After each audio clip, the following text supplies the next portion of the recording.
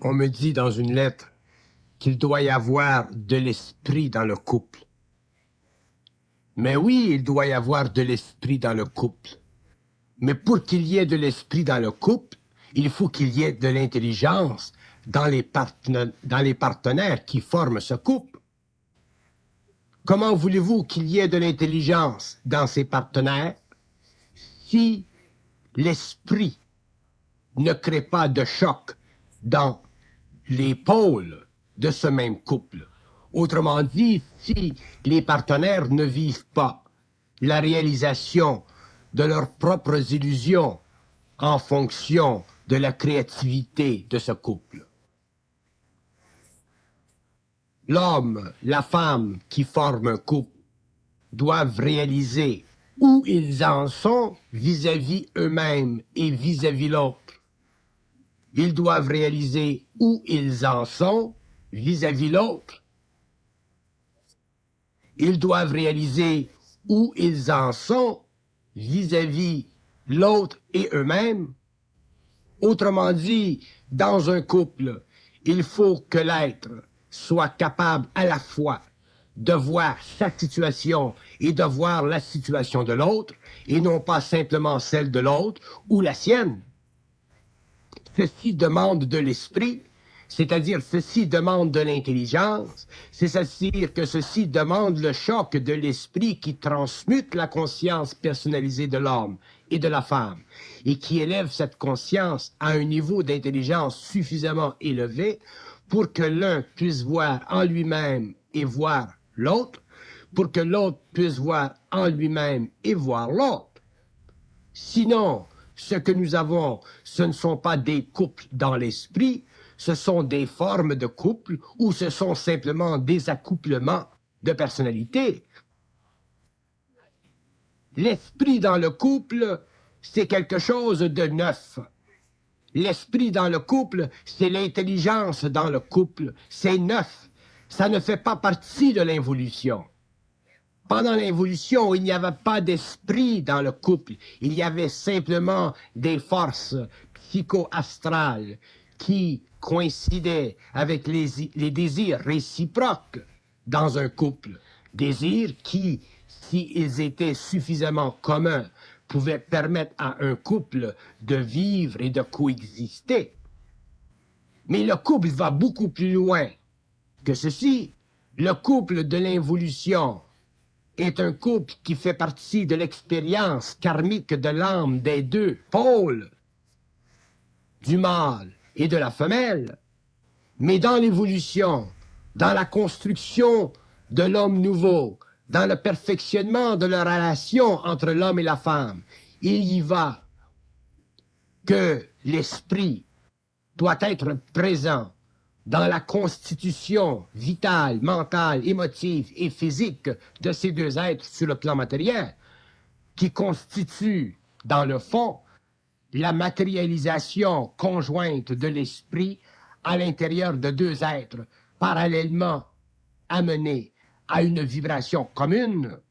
C'est ça le couple réel, le couple de demain, le couple qui n'est pas fracturable, divisible, le couple à l'intérieur duquel l'homme et la femme se supportent mutuellement dans la grande énergie créative de leur esprit individualisé.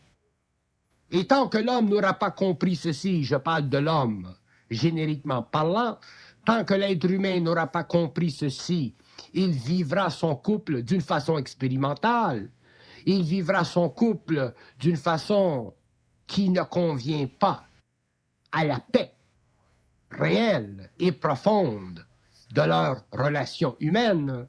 Il vivra un couple dans l'acharnement, dans la division, dans l'engueulade, dans le manque de perspective universelle de leur conjointe aventure sur le plan matériel. Il ne faut pas regarder le couple de l'évolution comme nous regardions le couple de l'involution.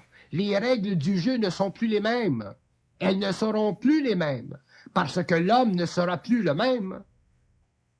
Il est évident que la construction, la création d'un couple, à partir du point d'évolution de la conscience humaine, invite l'homme et la femme à regarder leur relation, leur vie commune, en relation avec les enfants, si enfants ils ont, d'une façon totalement intelligente, totalement créative, et de plus en plus avec une diminution totale de l'agressivité psychologique qui, en général, transforme les couples, non pas en enveloppe de paix, mais en caricature. Le couple réel est une définition concrète des lois de l'esprit sur le plan matériel. Le couple réel est une affirmation sur le plan matériel de la continuité de ce qui a existé sur notre planète pendant des millénaires. Le couple réel est une réaffirmation sur la Terre de la nécessité de l'homme et de la femme de vivre ensemble dans une conjointe aventure qui leur bénéficie mutuellement parce que justement, ils sont mutuellement axés, coordonnés, fusionnés avec leur énergie créative. Le couple conscientisé de demain ne pourra pas vivre sa conscience de couple comme l'avait fait le couple de l'évolution. Il ne pourra pas utiliser les conditions, les événements astraux de la conscience planétaire pour se créer temporairement une situation de vie, parce qu'une telle situation de vie, avec ce que l'homme de demain saura de la réalité, ne conviendra pas à la réalité du couple. Un couple créatif, un couple qui vit d'une conscience supérieure, ne peut plus vivre d'une conscience inférieure dans sa relation humaine. Il est obligé de voir tout à partir de l'esprit, de l'intelligence créative de chaque partenaire. Il est obligé de se rendre compte que sur le plan matériel, vital, émotif et mental, il doit y avoir parfaite harmonisation des forces de vie supérieures qui coïncident et qui s'adaptent à la réalité humaine. Sinon, nous ne pourrons pas demain vivre de couple réel et nous souffrirons d'être seuls. Auparavant, l'homme, la femme, qui ne pouvaient pas vivre son couple ou leur couple, pouvaient, avec certaines facilités, se créer un autre couple. Et si ceci ne fonctionnait pas, on se créait un autre couple. Autrement dit, on changeait de couple comme on change de couche. Mais demain, l'homme ne pourra pas faire ceci, parce que les exigences psychiques de l'homme nouveau, la conscience, la sensibilité de l'homme nouveau, demandera que ce dernier se découvre dans le monde un être parallèle en vibration avec lui-même. Et ces êtres n'existent pas en quantité illimitée.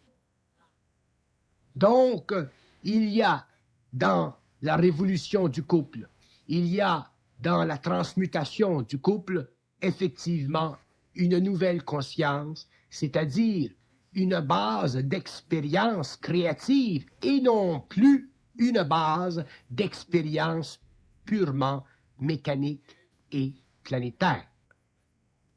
Il ne doit plus y avoir de souffrance dans le couple créé par l'homme conscient. Il ne peut plus y avoir de souffrance dans le couple créé par l'homme et la femme conscientisés parce que cette souffrance serait trop grande.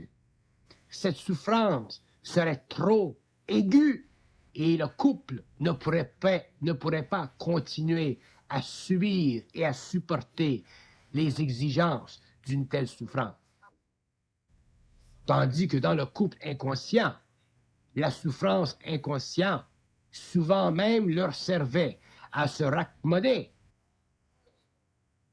Mais la situation de l'évolution, la condition du couple nouvellement créé par la voie de l'intelligence créative, à travers deux individus conscientisés, ne pourra pas permettre que ces deux êtres subissent dans le couple des conditions de subjectivité qui s'éternisent, des conditions d'imagination et d'opinion qui n'en finissent plus, parce que le couple de demain ne pourra plus résister à l'absence d'intelligence en lui.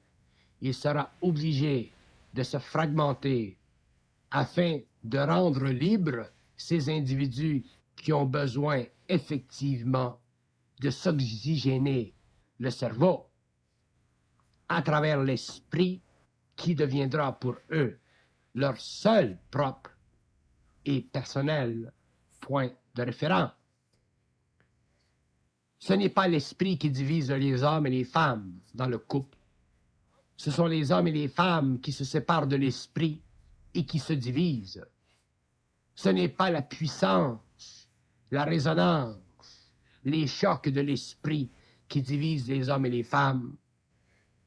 C'est l'impuissance psychologique, émotive et mentale de ces derniers qui ne leur fait pas voir la possibilité de transcender leur humanité planétaire pour développer une humanité cosmique. C'est pourquoi il est si difficile pour l'homme de se créer un couple nouvellement renouvelé, nouvellement agrémenté, nouvellement ajusté à une condition de vie qui ne fait pas partie de l'antériorité, qui ne fait pas partie du passé de l'humanité, qui ne fait pas partie des anciennes conventions, mais qui fait partie de la nouvelle réalisation. On cherche souvent dans le couple, ou on dit souvent dans le couple, que l'homme et la femme doivent être sur la même longueur d'onde. Et on ne comprend pas ce que veut dire la même longueur d'onde dans la réalité de cette affirmation, bien qu'on puisse comprendre par projection ce que cela voudrait dire. Longueur d'onde, être sur la même longueur d'onde dans un couple, veut dire être réellement dans notre propre intelligence. L'esprit est universel. Donc, si l'homme est dans son intelligence et la femme est dans son intelligence, ils vivent tous les deux sur une même longueur d'onde, parce que l'esprit est la longueur d'onde universelle de l'homme. Mais si dans le couple, on ne réussit pas à découvrir cette longueur d'onde, il faut travailler à la découvrir. Si l'homme possède une longueur d'onde et la femme en possède une autre, il est grand temps que les deux s'assoient à la table, que les deux se regardent et que les deux se parlent. Mais ça va beaucoup plus loin que ça.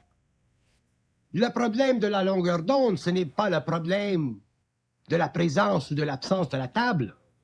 Le problème de la longueur d'onde, c'est le fait que l'homme n'est pas capable de voir la femme et que la femme n'est pas capable de voir l'homme. Il est là le problème de la longueur d'onde. La femme se regarde et l'homme se regarde. Et les deux se regardent le nombril et les deux veulent s'asseoir à la table pour faire l'échange de la densité de leur nombril. C'est une illusion. Ce n'est pas par simplement le discours, la conversation, que l'homme et la femme peuvent créer un couple réel.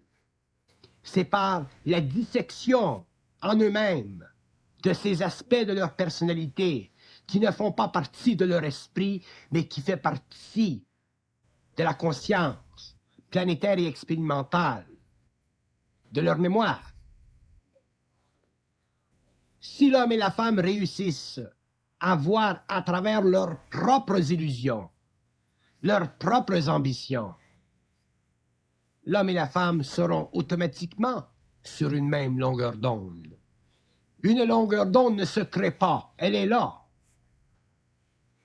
Mais l'homme et la femme peuvent se découvrir dans leur fausse réalité, donc sur leur fausse longueur d'onde.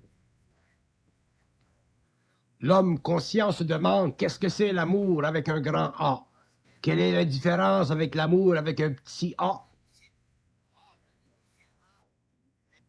L'homme veut avoir des mesures quantitatives de la valeur de l'esprit dans son mouvement interne et affectif.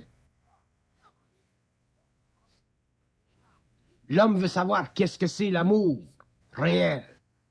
L'amour réel, c'est l'absence d'amour illusoire. L'amour réel, c'est l'absence d'amour illusoire. Et qu'est-ce que c'est l'amour illusoire? C'est l'absence d'amour réel. Cherchez pas plus loin que ça. Mais cherchez à voir si effectivement vous aimez ou si plutôt vous vous aimez. Parce que si vous vous aimez trop, il ne reste plus rien pour l'autre et vous vivrez un amour illusoire. Vous vivrez un couple planétaire. Vous vivrez même une forme d'accouplement, même si vous êtes légalement marié. Mais si vous regardez votre amour à partir d'un plan mental, au lieu de le voir à partir d'un plan subjectif mental, vous verrez que dans votre amour, il y a des failles, que dans votre amour pour l'autre, il y a des conditions.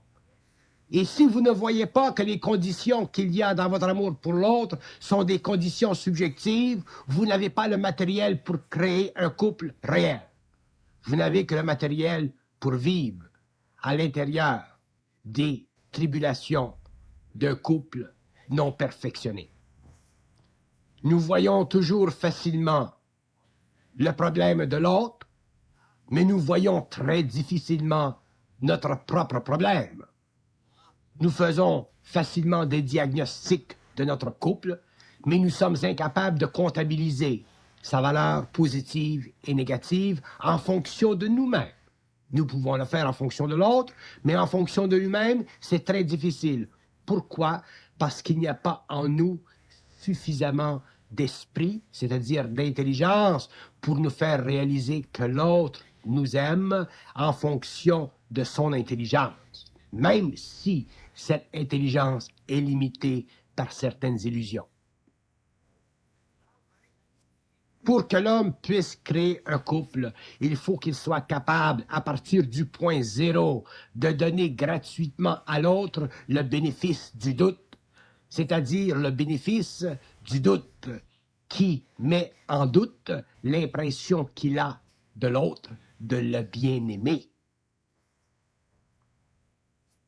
Lorsque l'homme sera capable de donner le bénéfice du doute à sa femme, lorsque la femme sera capable de faire la même chose envers lui, ce sera facile pour l'homme de commencer à intégrer l'énergie de son couple, c'est-à-dire à donner à son couple la vitalité de son esprit, afin de pouvoir, sur le plan matériel, humain, bénéficier mutuellement de l'esprit des deux, en échange parfaitement harmonique.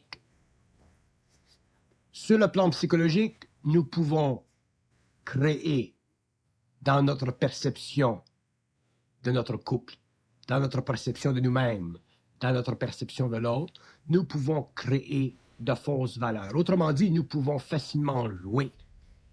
L'ego peut facilement se donner l'impression de, parce que l'ego, naturellement, est une partie de la réalité humaine qui est née avec la très grande facilité de se mentir à elle-même.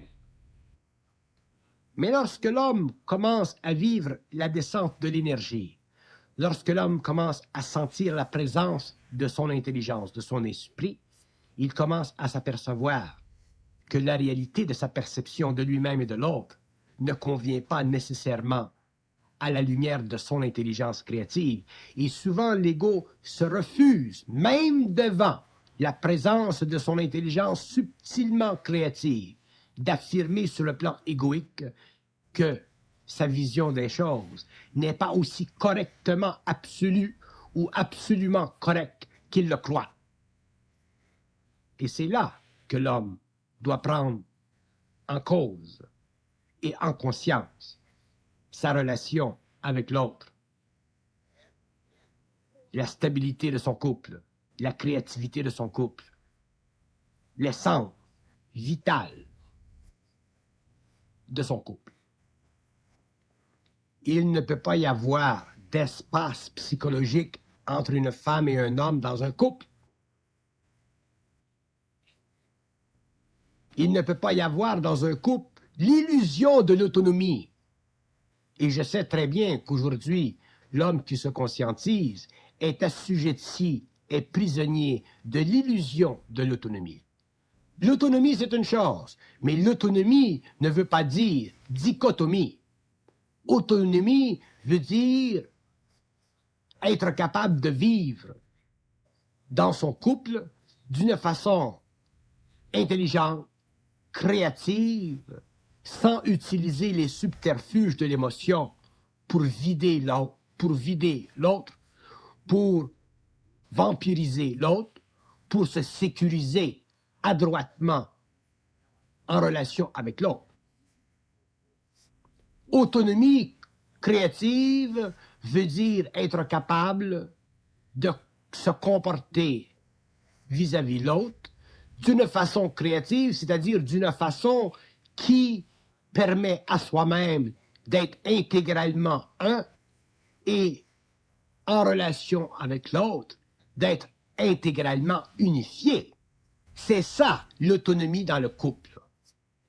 J'entends parler ici et là des bénéfices de l'autonomie. Je vous assure que ceux qui comprendront mal l'autonomie dans le couple vivront la dichotomie dans le couple parce que, au lieu de vivre l'autonomie sur le plan de l'intelligence créative, en dehors de la forme suave et subjective de l'ego vampirique, ils vivront une forme d'autonomie qui représente l'aliénation d'eux-mêmes à l'intérieur de leur couple. Autonomie veut dire et doit dire créativité intelligente dans un homme et dans une femme, à travers et en relation avec un principe universel de conscience, c'est-à-dire en relation avec une force mutuelle d'intelligence chez les deux, afin de cimenter, afin d'agrémenter et de donner à ce couple une condition de permanence, une condition de stabilité, où les deux êtres peuvent finalement faire ce qu'ils ont à faire d'une façon autonome, créative, mais aussi générative, de sorte que leurs actions à l'intérieur du couple enrichissent le couple au lieu de le diviser et de les séparer parce qu'ils vivent d'un bord et de l'autre dans leur autonomie subjective. Nous sommes à l'intérieur d'un couple facilement, ou nous pouvons facilement le devenir, des êtres de tendre vengeance. Il nous est facile, sans même nous en apercevoir, de nous venger à l'intérieur de notre couple. De nous venger, pourquoi? Parce que nous sentons ou nous percevons mal l'autre. Et comme nous percevons mal l'autre, nous avons tendance à nous venger afin de corriger cette perception. Et je vous assure que dans tous les couples de la Terre, il y a cet aspect de vengeance qui existe chez l'homme et chez la femme. Et c'est probablement un de ces aspects les plus subtils, les plus hermétiques de la conscience du couple qui est responsable pour le manque de stabilité, de définition, de permanence, de créativité et d'intelligence de plus en plus développée dans le couple. Si nous ne sommes pas capables de voir dans nos actions, quelque part, lorsque nous vivons la dissension dans le couple, si nous ne sommes pas capables de voir la vengeance qui monte sa tête à travers des actions que nous commettons, nous sommes évidemment extrêmement aveugles de nous-mêmes. Si nous ne sommes pas capables de déceler la vengeance que nous vivons dans nos actions, dans le couple, lorsqu'il y a dissension, nous ne comprenons pas les mécanismes occultes de la conscience humaine à travers nos personnalités qui définissent notre couple incomplet et qui nous forcent à vivre une vie de couple en fonction de nos aspects inférieurs au lieu de notre intelligence créative. Et je puis facilement affirmer que dans la vie des couples de l'homme de la Terre, au cours de l'expérience, au cours de l'échange, au cours de la relativité, dans l'expression, je puis affirmer que dans tous les couples de la Terre, il y a quelque part la manifestation de la vengeance, c'est-à-dire de cette tendance chez l'un ou chez l'autre de créer une situation afin de corriger une perception, une mauvaise perception que nous avons nous-mêmes de l'autre. Et ceci est probablement une des plus grandes clés dans la construction du couple. Clé qui nous invite, en tant qu'hommes conscients, à réaliser le besoin de ne jamais manifester dans notre couple cet élément hargneux, subtil, douloureux et même puissant de la vengeance. Que la vengeance soit ouverte ou que la vengeance soit tacite, subtile, sournoise, souterraine. S'il y a vengeance, il y a fracture dans le couple. Et cette fracture devient de plus en plus grande. Et un jour, elle peut être tellement grande qu'elle devient une faute inévitable et qu'elle empêche inévitablement l'homme et la femme de vivre une vie de couple qui n'est plus réelle, donc, dans le fond, qui n'a plus de nécessité d'être. Là où dans le couple, il y a eu amour sincère au début, afin de permettre l'amalgation des deux personnages, il peut y avoir demain, plus tard, résurrection, repolissage de cet amour, mais au-delà de la simple sincérité des jeunes années, au-delà de la simple sincérité. Il faut que le couple soit fondé sur quelque chose de plus grand que la sincérité, parce que la sincérité, elle est comme le vent. Elle change la sincérité, proportionnellement aux difficultés de la vie, proportionnellement aux illusions, proportionnellement à la difficulté de l'homme et de la femme de maintenir la tension de la sincérité. Lorsqu'il y a sincérité dans un couple ou lorsqu'un couple est fondé sur la sincérité, il y a automatiquement et naturellement tension entre les deux. On doit se débattre et combattre pendant des années à demeurer sincère. Et ceci est très difficile parce que demeurer sincère veut dire s'exercer constamment à ne pas se noyer dans notre inconscient. Donc, le couple doit être fondé sur quelque chose de plus grand, de plus valable, de plus réel, de plus permanent que la sincérité. Le couple doit être fondé sur de l'intelligence pure, c'est-à-dire sur de l'esprit, c'est-à-dire sur la connexion entre l'homme et son esprit et la femme et son esprit, dans une ambiance mentale supérieure qui fait en sorte que les petits appétits routiniers du couple sont facilement englobés par cette grande puissance créative qu'est l'esprit de l'homme, donc qu'est l'esprit du couple pour l'homme et pour la femme.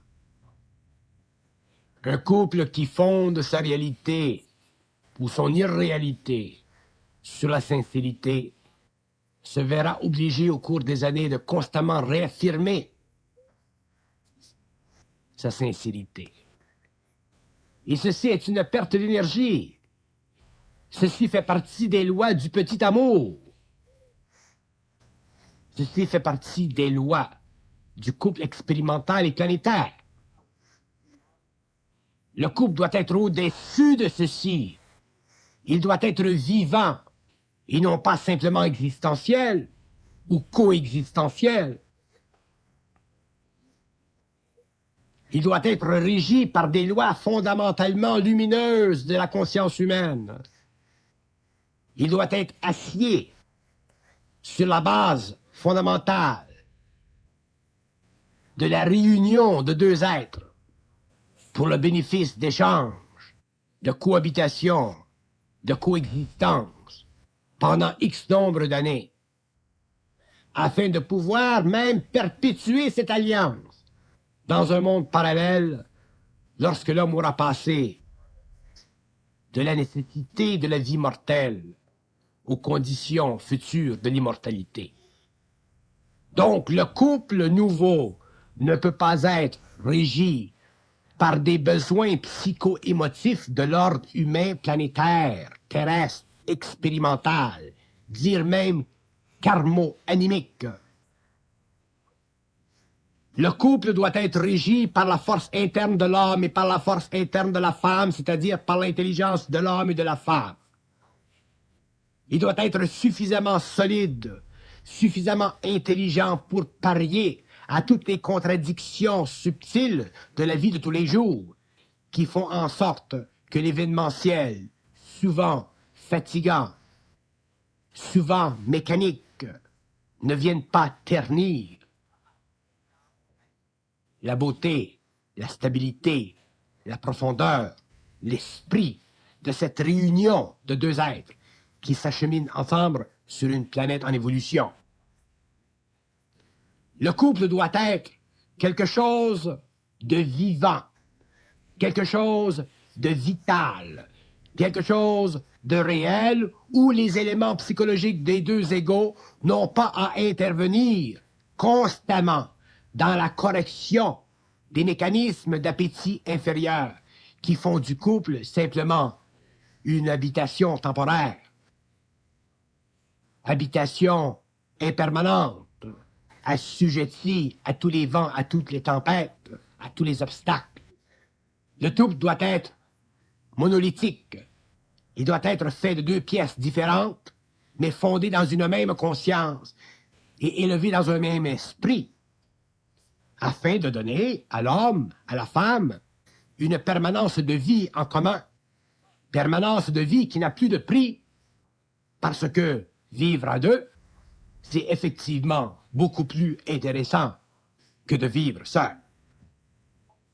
Mais si l'homme ne comprend pas l'illusion de l'autonomie, s'il ne comprend pas la fausse autonomie, s'il ne passe pas de l'autonomie subjective, psychologique, émotive, faussement mentale, à l'autonomie créative, c'est-à-dire cette forme d'autonomie qui permet à ces deux partenaires de construire ensemble, selon leur propre talent, avec leur propre capacité, leur propre vision, une maison à deux, l'homme nouveau, l'homme sensible, supramental de demain, se verra obligé de réaliser que la construction d'un couple n'est pas facile parce qu'elle nécessite l'abolition chez soi-même des illusions pernicieuses de notre psychologie offensive.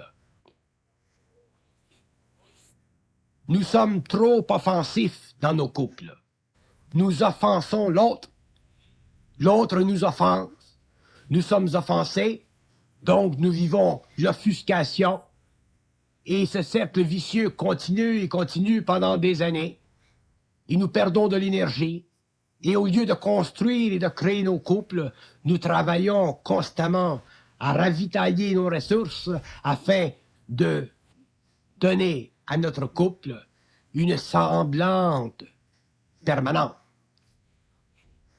Nous passons notre temps à le rapiécer, à le recoudre, à le repatcher. C'est une perte de temps, c'est une perte d'énergie. Ça fait partie de l'illusion du couple, donc ça fait partie de l'illusion des partenaires du couple, donc c'est une manifestation qu'il y a dans le couple un manque grave d'intelligence créative, et ceci fait partie de la souffrance du couple, de la souffrance des partenaires. Et tant que les hommes n'auront pas pris en main leur propre énergie, tant que les hommes n'auront pas pris en main leurs propres illusions, tant qu'ils continueront à convoiter à l'intérieur de leur psychisme des formes qui ne sont pas réelles, pour se donner l'impression d'être supérieurement intelligents, pour se donner l'impression d'être supérieurement avancés, pour se donner l'impression d'être supérieurs à l'autre, ils ne vivront pas la vie du couple créé, cosmique, le couple de l'avenir, le couple réel, le couple qui ne se détruit pas et qui s'engendre et qui continuera à s'engendrer au-delà des portes de la mortalité. Un couple réel, c'est un état d'esprit, ce n'est pas une attitude de relation. Un couple réel, c'est un état d'esprit à deux, ce n'est pas une attitude relationnelle. Ce n'est pas une attitude relative. Il n'y a pas de relativité dans un couple réel. Il n'y a que de l'unité, mais de l'unité fondée sur de l'intelligence réelle et non pas fondée sur des principes psycho-émotifs voulant que nous soyons un lorsqu'en fait nous sommes deux dans notre coin. Un couple réel doit se créer et il ne peut se créer que lorsque nous réalisons, à travers le passage de l'énergie qui travaille sur nos corps subtils, qui déplace dans nos émotions et dans notre mental beaucoup d'air. Un couple réel est un couple qui prend conscience du fait que l'énergie devient pour nous un effet signalant de nos illusions. Et si nous ne sommes pas capables de voir nos illusions lorsque l'énergie descend et fait vibrer nos cordes, comment voulez-vous que nous puissions créer un couple réel? Ce n'est pas parce que l'homme nouveau saura beaucoup de choses qu'il sera à l'abri des illusions de sa personnalité. Et je répète, ce n'est pas parce que l'homme nouveau saura beaucoup de choses qu'il aura beaucoup de connaissances, qu'il sera à l'abri de sa personnalité. L'homme nouveau doit prendre avantage de ce qu'il sait pour corroborer, pour prouver à lui-même l'illusion de ce qu'il savait. Donc, il doit prendre avantage de ce qu'il réalise pour pouvoir créer son couple. C'est avec ce matériel qu'il créera son couple. C'est à partir de zéro qu'il créera son couple. Ce n'est pas à partir de quelque chose. Le quelque chose fait partie de l'ancienneté. Le quelque chose qu'il possède fait partie des anciennes habitudes, des anciennes attitudes, des anciens contrats, des anciens inconvénients, des anciens besoins émotifs, subjectifs. Tandis que le couple réel doit être créé à partir de zéro, c'est-à-dire à partir de l'esprit. Tant que l'homme ne pourra pas définir son couple, c'est-à-dire le réaliser, 360 degrés. Autrement dit, tant que l'homme n'aura pas la certitude de son couple, et je dis bien certitude, lorsque je dis certitude, je dis certitude. L'homme ne vivra pas un couple réel, il vivra un couple expérimental. Tant que l'homme n'aura pas fait descendre dans son couple l'énergie de son intelligence, et qu'il n'aura pas utilisé cette énergie pour la conservation à tout prix de son couple, il vivra un couple assujetti à des conditions expérimentales où il sera obligé de recouvrer l'énergie de certaines actions qui auront servi à lui faire voir certaines illusions dans la relation entre son énergie colorée et sa capacité en tant qu'ego de vivre cette énergie sans coloration. Tant que l'homme n'aura pas la certitude d'être en plein contrôle de l'énergie qui forme son couple, et tant qu'il n'aura pas la certitude d'être capable de garder et de maintenir au-delà de l'accident son couple, ce dernier ne sera pas un couple réel, il sera toujours un couple qui puisse être utilisé pour le perfectionnement de sa conscience. Tant que l'homme ne sera pas capable de savoir son couple, il sera obligé de vivre sur le plan de la conscience psychologique ce même couple. Tant que l'homme ne sera pas capable de savoir qu'il est, qu'il crée, qu'il est responsable, qu'il a la puissance de créer et de maintenir son couple, il vivra un couple qui est sujet, selon les événements de la vie, selon ses illusions, selon ses évaporations, à vivre un couple de façon expérimentale, incertaine, souvent en fonction de certaines projections de probabilité qui lui ouvriraient des sentiers d'action à l'extérieur des limites de ce couple, créant ainsi à l'intérieur de son couple une instabilité et une condition parfaite pour l'ingérence d'influence, pour l'actualisation de certains éléments événementiels capables de créer dans son couple assujetti une déformation de l'esprit de ce même couple. Vous me direz, mais comment pouvons-nous être sûrs?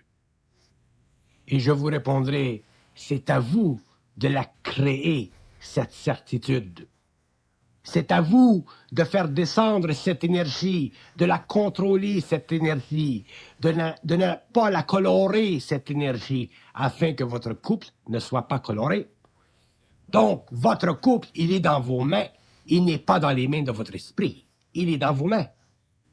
Et si l'esprit en vous est puissant et qu'il descend dans un monde de pensée et d'attitude mentale et d'attitude émotionnelle qui colore sa lumière, il est évident que votre couple sera difficile à créer avec certitude parce que vous n'aurez pas suffisamment la puissance mentale, la volonté intégrale de le garder, de le maintenir, de le nourrir, de lui donner de l'eau et du soleil.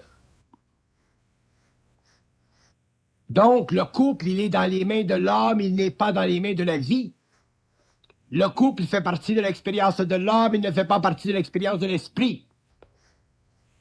Le couple est la réalisation de l'esprit à travers l'homme, mais il n'est pas l'expérience de l'esprit.